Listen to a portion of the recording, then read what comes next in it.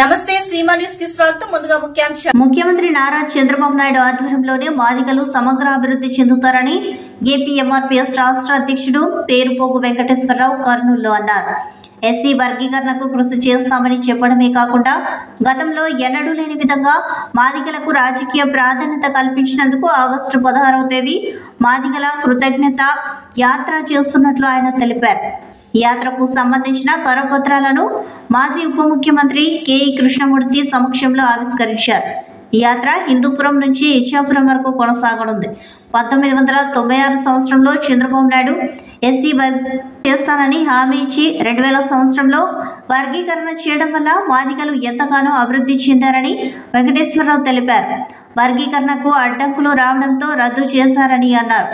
కుప్పం సభలో ముఖ్యమంత్రి నారా చంద్రబాబు నాయుడు ఎస్సీ వర్గీకరణకు అనుకూలంగా ఉన్నామని చెప్పడంతో మాదిగలు హర్షం వ్యక్తం చేశారని తెలిపారు. మాజీ ముఖ్యమంత్రి జగన్మోహన్ రెడ్డి పాలనలో నిలిచిపోయిన దళితుల సంక్షేమ పథకాలు తెలుగుదేశం పార్టీ పునః ప్రారంభం చేస్తామని చెప్పడం సంతోషంగా ఉంది అని అన్నారు. 35 మాదిగ సంఘాలను ఒక తాటి మీదకి తీసుకొచ్చి తెలుగుదేశం పార్టీ గెలుపు కోసం ఉమ్మడి 13 జిల్లాలలో కూడా పెద్ద ఎత్తున కష్టపడి పనిచేసి తెలుగుదేశం పార్టీ అధికారంలోకి రావడానికి ఈసారి ఈ 2024 సార్వత్రిక ఎన్నికల్లో మాదిగలు అత్యంత కీలక పాత్ర పోషించిన విషయం ఆంధ్ర రాష్ట్ర ప్రజానీకానికి తెలిసిందే. అయితే ఈ రోజున మేము చంద్రబాబు నాయుడు గారికి ఆగస్టు 16వ తేదీన హిందూపురం నుంచి ఇచ్చాపురం వరకు మాదిగల కృతజ్ఞత యాత్ర అని చేపట్టబోతా ఉన్నాం. ఈ సందర్భంగా రాయలసీమ జిల్లాలకు సంబంధించిన ముఖ్య నాయకుల్ని, ఎంఆర్పీఎస్ నాయకుల్ని, తెలుగుదేశం పార్టీ గౌరవనీయులైన పెద్దలందరి దగ్గర కూడా తీసుకొచ్చి మేమందరం ఏ విధంగా అయితే మీకు కష్టపడి పనిచేస్తామో, బాబు గారు ఏ విధంగా అయితే మాకు అండగా నిలబడ్డారో భవిష్యత్తులో కూడా మా జాతికి మీరు అండగా నిలబడాలని తెలియజెప్పడం కోసమే వారిని పరామర్శించి కలిసి వారి యొక్క అభినందనలు కూడా తీసుకోవడం అవసరం అని చెప్పి మేము ఇక్కడికి రావడం జరిగింది.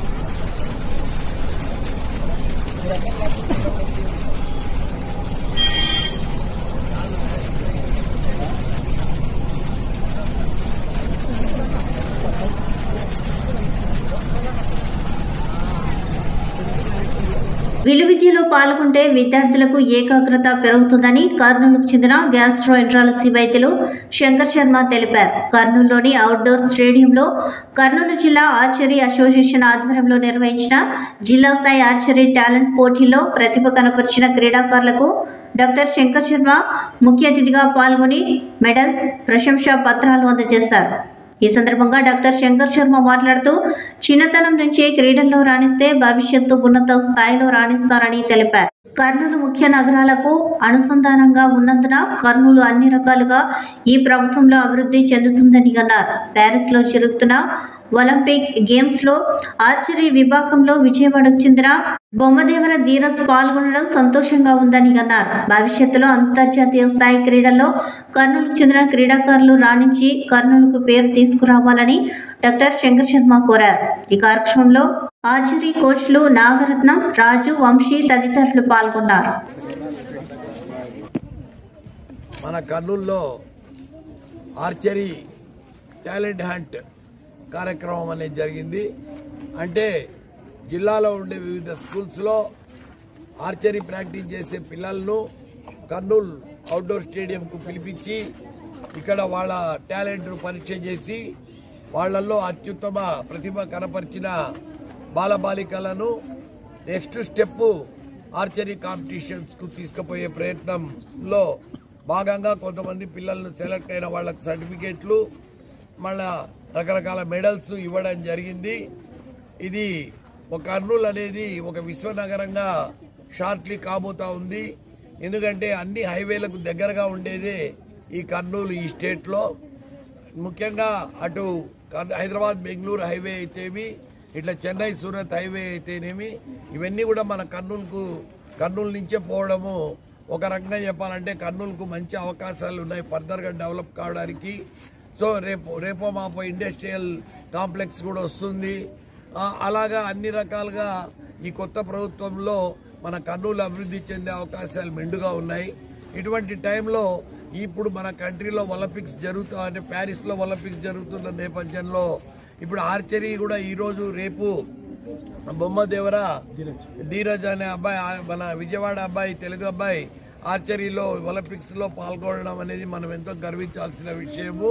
ఆడుతున్నాడు. ఇంటర్నేషనల్ లెవెల్లో ఇంకా కొంతమంది ప్లేయర్లన్నా కర్నూలు అని అక్కడ వాళ్ళు చెప్పినారంటే మనం ఎంతో ఫస్ట్ ఇండియన్స్ అని గర్వపడాలి.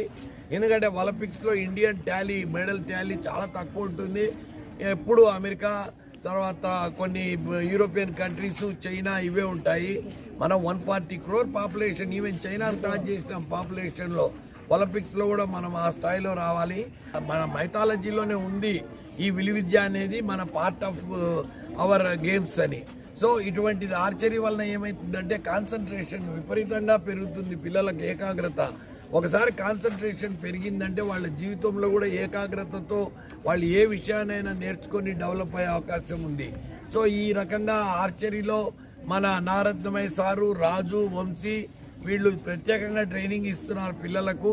ఈ ఆర్చరీలో నుంచి ఒక్కరన్నా ఇంకా నెక్స్ట్ రెగ్యులర్ ఒలింపిక్స్కు ఎన్నిక కావాలా మన కర్నూలు నుంచి అని నేను కోరుకుంటూ ఈ అవకాశం. ప్రభుత్వ పథకాలకు మహనీయుల పేర్లు పెట్టడాన్ని స్వాగతిస్తూ కర్నూలులో జనసేన నాయకులు సంబరాలు చేసుకున్నారు. కర్నూలు కలెక్టర్ కార్యాలయం ముందు ప్రధానమంత్రి నరేంద్ర మోదీ, ముఖ్యమంత్రి నారా చంద్రబాబు నాయుడు, ఉప ముఖ్యమంత్రి పవన్ కళ్యాణ్ ఫ్లెక్సీలకు జనసేన నాయకులు హర్షద్ ఆధ్వర్యంలో పాలాభిషేకం చేశారు. రాష్ట్రంలో రామరాజ్యం కొనసాగుతుంది అనడానికి ఇదే నిదర్శనమని వారు తెలిపారు. ముఖ్యమంత్రి చంద్రబాబు నాయుడు ఆధ్వర్యంలో మంచి పాలన అందిస్తూ ఉంటే కొందరు విమర్శలు చేయడాన్ని వారు తప్పుపట్టారు. ప్రభుత్వ పథకాలకు పెద్దవాళ్ళు, స్ఫూర్తి ప్రదాతలు అబ్దుల్ కలాం గారి పేరు, అలాగే ఆంధ్ర అన్నపూర్ణ డొక్క సీతమ్మ గారి పేరు, మధ్యాహ్న భోజనానికి బడి భోజనం, డొక్క సీతమ్మ వారి బడి భోజనం అనేసి పేరు పెట్టడం, అలాగే అబ్దుల్ కలాం గారి ప్రతిభా పురస్కారాలు అనేసి పెట్టడం, సర్వేపల్లి రాధాకృష్ణన్ గారి పేరు కూడా పెట్టడం కాబట్టి చాలా గొప్ప విషయం. ఈ విషయం సందర్భంగా రాష్ట్ర ముఖ్యమంత్రికి, అలాగే ఉప ముఖ్యమంత్రి అయినటువంటి పవన్ కళ్యాణ్ గారికి, చంద్రబాబు నాయుడు గారికి మేము కర్నూలు జనసేన పార్టీన అభినందన తెలియజేస్తూ ఈరోజు స్ఫూర్తి ప్రదాతల పేర్లు పెట్టినందుకు ప్రభుత్వ పథకాలకు మేము ఈరోజు వచ్చేసి పాలాభిషేకం చేయడం జరిగింది. జనసేన పార్టీలో ఒక వీర మహిళగా నేను మాట్లాడుతున్నాను. ఈరోజు ఒక ప్రభుత్వ పథకానికి ఒక మహిళ పేరుని పెట్టడం అనేది మా మహిళల్లో చాలా చైతన్యం తెచ్చింది. ఈ చైతన్యానికి ఇంకా మేము పాలాభిషేకమే కాదు, ఇంకా ఏం చేసినా కానీ అది తక్కువనే అవుతుంది మాకు. ఇది ప్రజాస్వామ్యం అని మనకు ఎప్పుడు తెలుస్తుంది అని అంటే ఇలా మహిళలు బహిరంగంగా ముందుకొచ్చి ఇలాంటి కార్యక్రమాల్లో పాల్గొన్నప్పుడే మాకు ప్రజాస్వామ్యంలో మేము బతుకుతున్నాము అనేది మేము అర్థం చేసుకొని ఈరోజు మేము ముందుకు వచ్చాము. ఇక ఏమీ ఆలోచించేది లేదండి, ఇది రామరాజ్యం, ఇది ప్రజాస్వామ్యం, ఇది ఇంకొచ్చేసింది. ఇంకా అజ్ఞాతంలో కొంతమంది ఉన్నారు ఇంకా ఏదో జరుగుతుందని. అలాంటి వాళ్ళందరికీ మా మహిళల తరపు నుండి మేము చెప్పేది ఏమనంటే, ఇంకా వచ్చేసింది మనకు పండగ, మన రామరాజ్యం వచ్చేసింది, దాన్ని మనం సెలబ్రేషన్ చేసుకోవాలి. ఇది సెలబ్రేషన్ టైం, అంతే అండి. Thank you. Panyam MLA Gowri Charitha Gorakallu reservoir నుండి ఎస్ఆర్బీకి నీటిని విడుదల చేశారు. వచ్చే 5 ఏళ్లలో రైతులకు ఎలాంటి ఇబ్బందులు లేకుండా సాగునీటిని అందిస్తామని పాణ్యం ఎమ్మెల్యే గౌరీ చరితారెడ్డి అన్నారు. సోమవారం నంద్యాల జిల్లా పాణ్యం మండలంలోని గోరుకల్లు జలాశయంకు నీటిని విడుదల చేశారు. వనకచెర్ల నుంచి గోరుకల్లు జలాశయంకు నీరు చేరడంతో జలాశయంలోకి 5,000 క్యూసెక్కులు బైపాస్ కెనాల్ ద్వారా ఎస్ఆర్బీసీ కాలువకు 1000 క్యూసెక్కుల నీటిని విడుదల చేశారు. గోరుకల్లు జలాశయంలోకి నీరు చేరి ఇంట్లో రెగ్యులేటర్ వద్దకు చేరుకుని ప్రత్యేక పూజలు చేసి జలాశయంలోకి ఎస్ఆర్బి కాల్వకు నీటిని విడుదల చేశారు. వచ్చే 5 ఏళ్లలో నియోజకవర్గంలో ఉన్న గోరుకల్లు, అలగనూరు తదితర రిజర్వాయర్లను పూర్తి చేస్తామని అన్నారు. గత 5 ఏళ్ల కాలంలో జలాశయం నిర్మాణం పూర్తిగా నిలిచిపోయిందని, దీంతో కట్టెదిగిపోవడంతో పాటు కృంగిపోయి సాగునీరు రైతులకు అందలేదని ఆగ్రహం వ్యక్తం చేశారు. గతంలో చంద్రబాబు నాయుడు ముఖ్యమంత్రిగా ఉన్నప్పుడు పూర్తి చేసిన పనులను అలాగే వైకాపా ప్రభుత్వంలో నిర్లక్ష్యానికి గురయ్యాయని, ఎలాంటి పనులు చేపట్టకపోవడంతో కట్ట కుంగిపోయి సాగునీటికి ప్రశ్నార్థకంగా మారింది అని అన్నారు. కూటమి ప్రభుత్వంలో ఏర్పడగానే ప్రత్యేక దృష్టి సారించి రిజర్వాయర్ల ద్వారా సాగునీరు అందించాలని అధికారులను ఆదేశించామని అన్నారు. గోరుకల్లు జలాశయానికి పూర్తి 100 కోట్ల అవసరమని, ఈ విషయాన్ని ముఖ్యమంత్రి దృష్టికి, మంత్రుల దృష్టికి తీసుకువెళ్లామని, ఈ 5 ఏళ్లలో పూర్తి చేస్తామని హామీ ఇచ్చారు. ఈ కార్యక్రమంలో తెలుగుదేశం పార్టీ నాయకులు, ఎస్ఆర్బీసీ అధికారులు పాల్గొన్నారు. పనులు చేయడం వల్ల కూడా కట్టలు తెగిపోయి చాలా ఇబ్బందులకు గురి కావడం జరిగింది. అంతేకాకుండా అలగనూరు రిజర్వాయర్ కూడా అక్కడ కూడా కట్ట తెగిపోయింది. 3 కోట్లతో అయ్యే పని కాంట్రాక్టర్లు వాళ్ళకి దానికోసము పనులు కాంట్రాక్టర్లకు బిల్లు చేయలేక వాళ్ళ కమిషన్ల కోసమే పనులు చేయకపోవడం వల్ల కూడా ఈరోజు ఇంకా 4 ఏళ్ళైనా కానీ సాగునీరు, తాగునీరు లేక, అలాగే మత్స్యకారులకు జీవనోపాధి లేక ఈరోజు చాలా ఇబ్బందులకు గురవుతూ ఉన్నారు. ఇవన్నీ మేము ముఖ్యమంత్రి గారి దృష్టికి తీసుకెళ్ళాము. ఈ గోరుకల్లు రిజర్వాయర్ ఫుల్ ఫ్లెడ్జ్లా మనకి ఏ ఇబ్బంది లేకుండా గతంలో చంద్రబాబు నాయుడు గారు ఉన్నప్పుడే దీన్ని పనులన్నీ పూర్తి చేయడం జరిగింది. మిగిలిపోయిన అరకొర పనులు కూడా వాళ్ళు చేయలేకపోయారు. ఇప్పుడు కూడా 100 కోట్లతో ప్రతిపాదనలు కూడా సీఎం గారికి అయితేనేమి, మంత్రి గారికి అయితేనేమి, అలాగే ఇరిగేషన్ సెక్రటరీ గారికి అయితేనేమి అందరికీ అందజేశాము.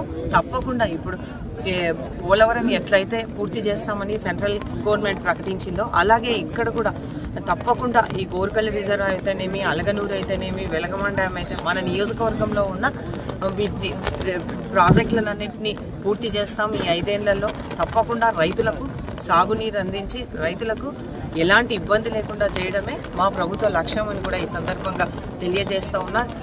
ముఖ్యమంత్రి కర్నూలు ప్రభుత్వ సర్వజన వైద్యశాల పలు విభాగాల అభివృద్ధికి అమెరికాలో సెటిల్ అయిన ప్రవాస భారతీయులు హాస్పిటల్ అభివృద్ధికి తోడ్పాటుకు నిన్న రాత్రి జూమ్ మీటింగ్లో ప్రవాస భారతీయులతో మాట్లాడి హాస్పిటల్కి కావలసిన అభివృద్ధికి మీ వంతు సహాయ సహకారాలు కావాలని hospital superintendent C Prabhakar Reddy అభ్యర్థించారు. అడిగిన వెంటనే దానికి వారు సానుకూలంగా స్పందిస్తూ ముందుకు వచ్చినట్లు తెలిపారు. అనంతరం జీజీహెచ్కి 1,40,00,000 రూపాయలు ఇవ్వడానికి ముందుకు వచ్చినట్లు తెలిపారు. డాక్టర్ సోమసుందరం హాస్పిటల్కి 1 కోటి రూపాయలు ఇవ్వడానికి ముందుకు వచ్చినట్లు తెలిపారు.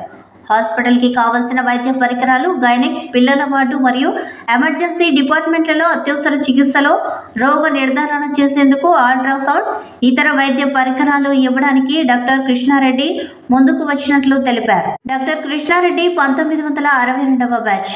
యుఎస్ఏలో సెటిల్ అయిన పూర్వ విద్యార్థి. 30 లక్షల రూపాయలు ఇవ్వడానికి ముందుకు వచ్చినట్లు తెలిపారు. హాస్పిటల్లో వైద్య పరికరాల కొరకు అల్ట్రాసౌండ్ మిషన్లు మరియు ఈఎన్టీ విభాగానికి ఎండోస్కోపీ పరికరాలు ఇస్తామని అన్నారు. కేఎంసీ ఏఎన్ఏ గ్రూప్ వారు 5 లక్షల రూపాయలు కేఎంసీ గ్రాడ్యుయేట్ ట్రస్ట్ ద్వారా ఇవ్వడానికి ముందుకు వచ్చినట్లు తెలిపారు.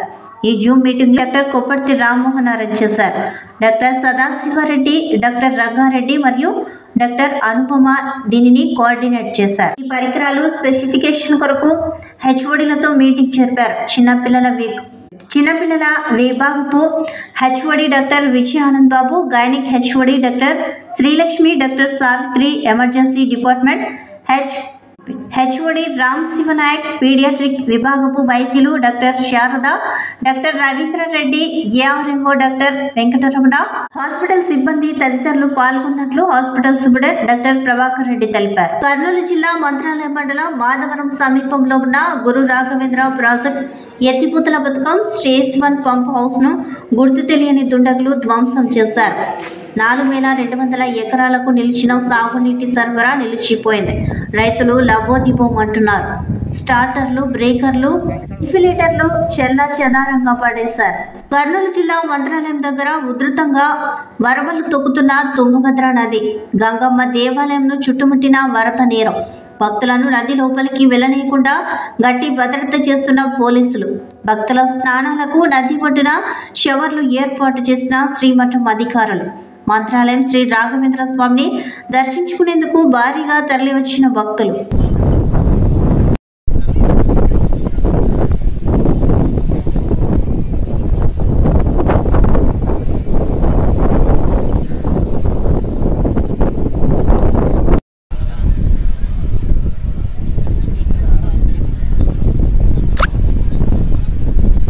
ఈ వార్తలు ఇంతటితో సమాప్తం. నమస్కారం.